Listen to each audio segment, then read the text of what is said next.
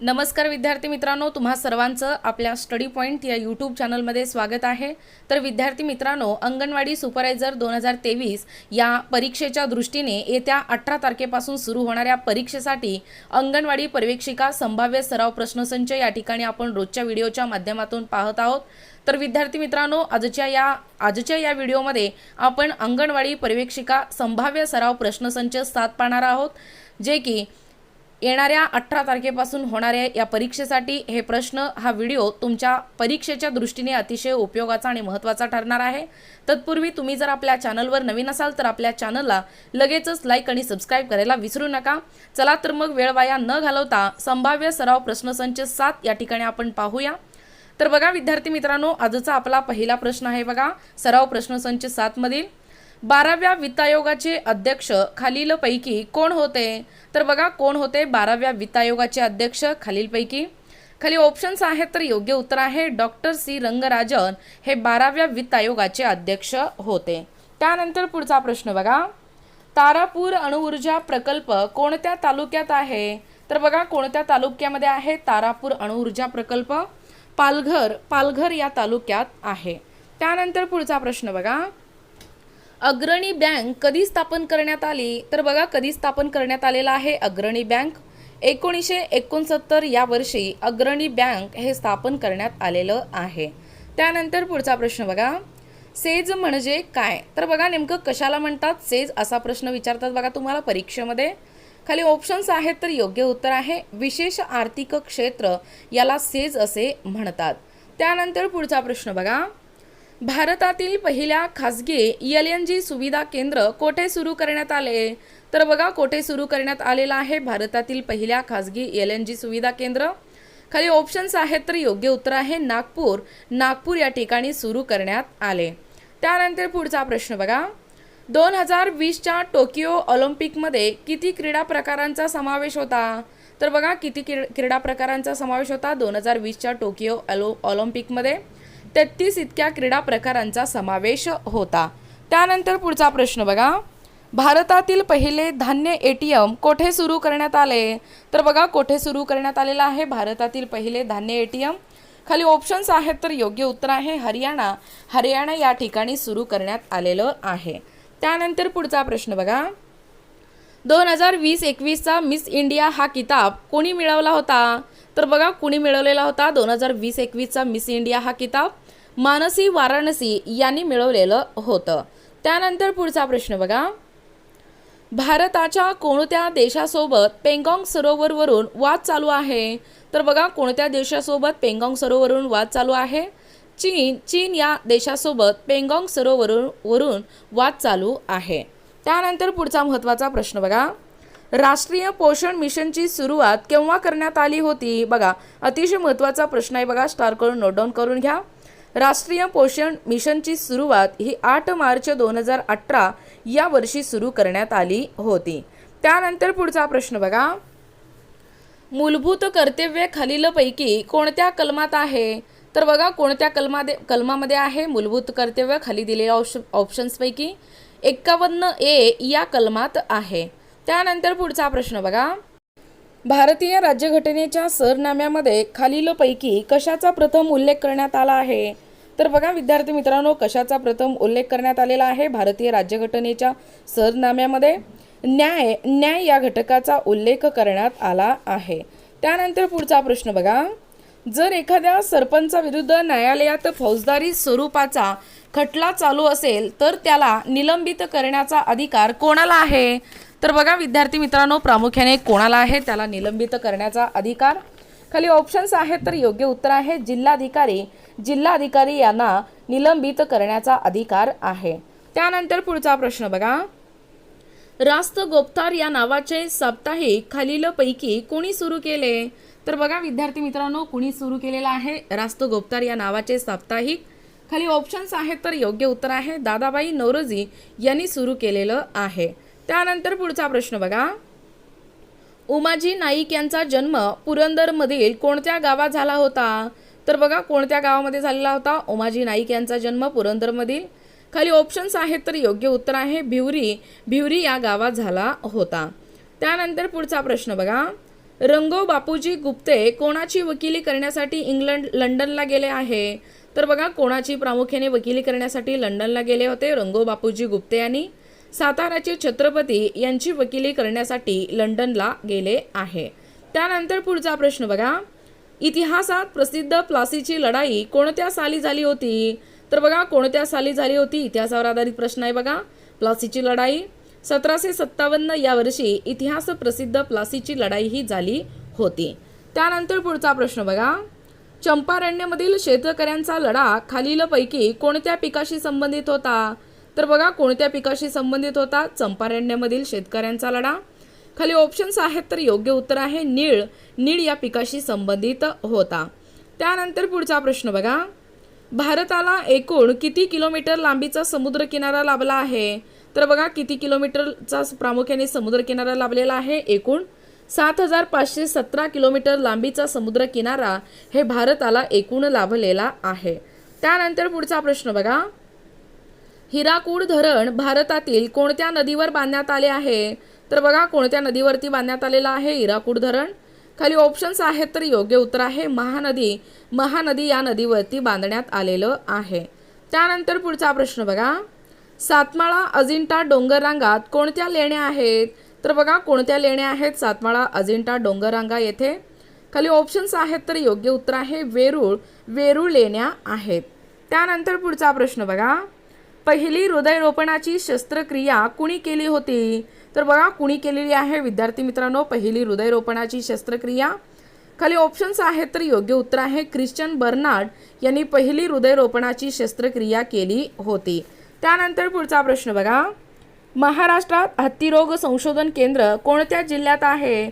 तर बघा, कोणत्या जिल्ह्यामध्ये आहे महाराष्ट्रात हत्तीरोग संशोधन केंद्र? वर्धा या जिल्ह्यामध्ये आहे. त्यानंतर पुढचा प्रश्न बघा, लहान मुलांमध्ये रातांधळेपणा हा रोग कोणत्या जीवनसत्वाच्या अभावामुळे होतो? बघा, स्टार करून नोट डाऊन करून घ्या, परीक्षेच्या दृष्टीने हा प्रश्न अतिशय महत्त्वाचा आहे बघा. ए या जीवनसत्वाच्या अभावामुळे लहान मुलांमध्ये रातांधळेपणा हा रोग होतो. त्यानंतर पुढचा प्रश्न बघा, 5 वर्षापूर्वी ए आणि बी यांच्या वयाचे गुणोत्तर 7:5 होते, तर 10 वर्षानंतर त्यांच्या वयाचे गुणोत्तर 5:4 होईल, तर ए चे आजचे वय किती? तर बघा, किती आहे ए चे आजचे वय? खाली ऑप्शन्स आहेत, तर योग्य उत्तर आहे 40 इतके आजचे वय आहे. त्यानंतर पुढचा प्रश्न बघा, खालीलपैकी पूर्ण वर्ग संख्या कोणती? तर बघा, कोणती आहे दिलेल्या ऑप्शन्सपैकी पूर्ण वर्ग संख्या? 2304 हे काय आहे? पूर्ण वर्ग संख्या आहे. त्यानंतर पुढचा प्रश्न बघा, खालीलपैकी कोणती मूळ संख्या आहे? तर बघा, कोणती मूळ संख्या आहे दिलेल्या ऑप्शन्सपैकी? 59 ही जी संख्या आहे ती मूळ संख्या आहे. त्यानंतर पुढचा प्रश्न बघा, क्रिकेट टीमसाठी 14 खेळाडूंमधून 11 निवडायचे आहेत, तर किती वेगवेगळ्या निवड तयार होतील? तर बघा, किती वेगवेगळ्या निवड तयार होतील? एकूण क्रिकेट टीमसाठी 14 खेळामधून 11 निवडायचे आहेत, तर 364 वेगवेगळ्या निवड तयार होतील. त्यानंतर पुढचा प्रश्न बघा, 1 ते 40 पर्यंतच्या समसंख्यांची बेरीज किती? तर बघा, किती होते विद्यार्थी मित्रांनो 1 ते 40 पर्यंतच्या समसंख्यांची बेरीज? 420 इतकी 1 ते 40 पर्यंतच्या समसंख्यांची बेरीज होते. त्यानंतर पुढचा प्रश्न बघा, 36 मीटर लांबीची पट्टी 8 ठिकाणी सारख्या अंतरावर कापली तर प्रत्येक तुकडा किती मीटर लांबीचा निघेल? तर बघा, किती मीटर लांबीचा निघेल प्रत्येक तुकडा? खाली ऑप्शन्स आहेत, तर योग्य उत्तर आहे 4 मीटर लांबीचा निघेल. त्यानंतर पुढचा प्रश्न बघा, 2 संख्यांचा गुणाकार 6300 असून त्याचा मसावी 15 आहे, तर त्या संख्याचा लसावी किती? तर बघा, किती होतो लसावी त्या संख्याचा? खाली ऑप्शन्स आहेत, तर योग्य उत्तर आहे 420 इतका त्या संख्याचा लसावी आहे. त्यानंतर पुढचा प्रश्न बघा, 40 लिटर मिश्रणात दुधाचे व पाण्याचे प्रमाण 3:1 आहे, त्यात किती लिटर पाणी टाकावे म्हणजे दुधाचे व पाण्याचे प्रमाण 1:3 होईल?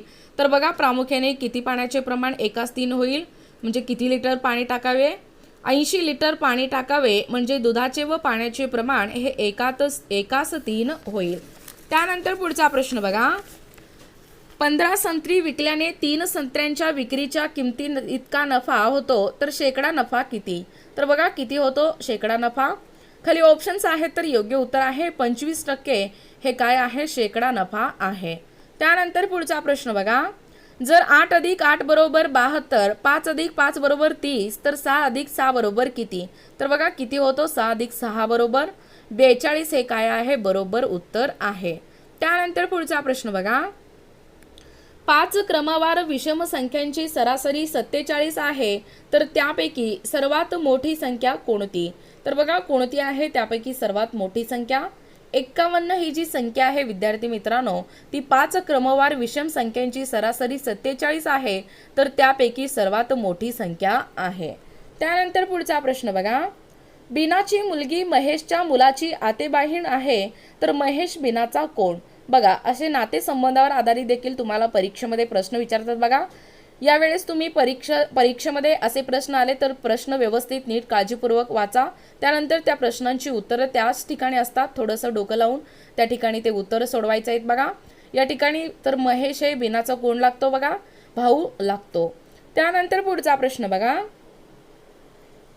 आई मुलगी वडील तर प्रश्नचिन्ह, आई नंतर मुलगी, मुलगी नंतर वडील, वडील नंतर काय, असा प्रश्नचिन्ह या ठिकाणी देण्यात आलेलं बघा. वडील त्यानंतर योग्य उत्तर आहे मुलगा, हे या ठिकाणी बरोबर उत्तर आहे. त्यानंतर पुढचा प्रश्न बघा, एक टाकी पहिल्या नळाने 6 तासात भरते व दुसऱ्या नळाने ती टाकी 12 तासात भरते, तर दोन्ही नळ एकाच वेळी चालू ठेवल्यास किती तासात टाकी भरेल? तर बघा किती तासामध्ये टाकी भरेल? प्रामुख्याने दोन्ही नळ चालू केल्यास 4 तासात ती टाकी भरेल. त्यानंतर पुढचा प्रश्न बघा, वृक्षाच्या एका ओळीमध्ये एका झाडाचा क्रमांक दोन्ही बाजूकडून 5वा आहे, तर त्या रांगेत किती वृक्ष आहेत? तर बघा किती वृक्ष आहेत त्या रांगेमध्ये? खाली ऑप्शन्स आहेत, तर योग्य उत्तर आहे या प्रश्नाचं 9 इतके वृक्ष आहेत. त्यानंतर पुढचा प्रश्न बघा, 12 व्यक्ती एकत्र मिळून एक काम 10 दिवसात पूर्ण करतात, तेच काम 8 दिवसात किती व्यक्ती पूर्ण करतील? तर बघा किती व्यक्ती पूर्ण करतील तेच काम 8 दिवसामध्ये? 16 व्यक्ती हे पूर्ण करतील. त्यानंतर पुढचा प्रश्न बघा, खालीलपैकी अवयवीभाव समासाचे उदाहरण कोणते आहे?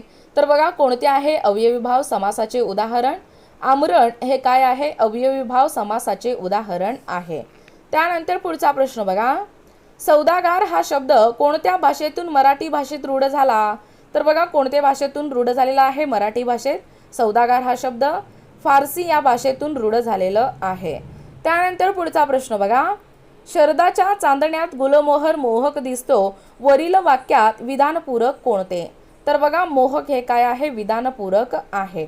त्यानंतर पुढचा प्रश्न बघा, पाऊस पडला तर हवेत गारवा आला असता, हे कोणत्या प्रकारचे वाक्य आहे? तर बघा कोणत्या प्रकारचे वाक्य आहे विद्यार्थी मित्रांनो, पाऊस पडला तर हवेत गारवा आला असता? खाली ऑप्शन्स आहेत, तर योग्य उत्तर आहे संकेतार्थी वाक्य आहे. त्यानंतर पुढचा प्रश्न बघा, मागे पुढे मध्ये समोर जवळ ही कोणती शब्दयोगी अवयवे आहेत?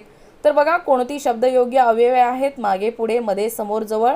खाली ऑप्शन्स आहेत, तर योग्य उत्तर आहे स्थलवाचक शब्दयोगी अवयव आहेत.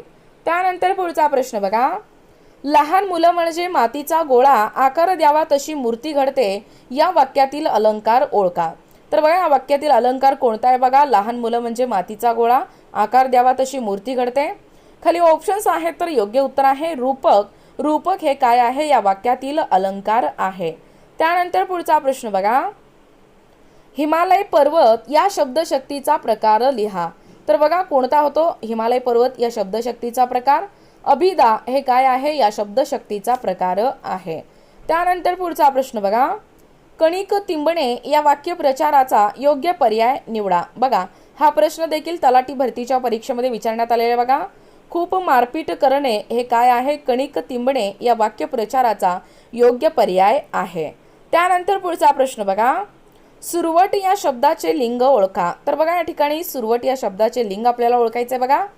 पुल्लिंग हे काय आहे, सुरवट या शब्दाचे लिंग आहे. त्यानंतर पुढचा प्रश्न बघा, संधीचे मुख्य प्रकार किती? तर बघा एकूण किती प्रकार आहेत संधीचे मुख्य? खाली ऑप्शन्स आहेत, तर योग्य उत्तर आहे मुख्य 3 प्रकार हे संधीचे आहेत. त्यानंतर पुढचा प्रश्न बघा, इकडे आड तिकडे विहीर या म्हणीचा अर्थ ओळखा. तर बघा या म्हणीचा नेमका अर्थ काय होतो बघा विद्यार्थी मित्रांनो, इकडे आड तिकडे विहीर दोन्हीकडून सारख्याच अडचणी येणे म्हणजे इकडे आड तिकडे विहीर या म्हणीचा अर्थ आहे. त्यानंतर पुढचा प्रश्न बघा, समुद्राचा समान अर्थ नसलेला शब्द कोणता? तर बघा कोणता आहे समुद्राचा समान अर्थ नसलेला शब्द?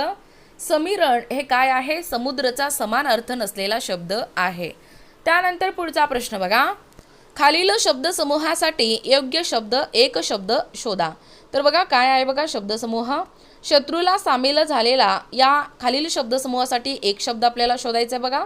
फितूर हे काय आहे? एक शब्द आहे.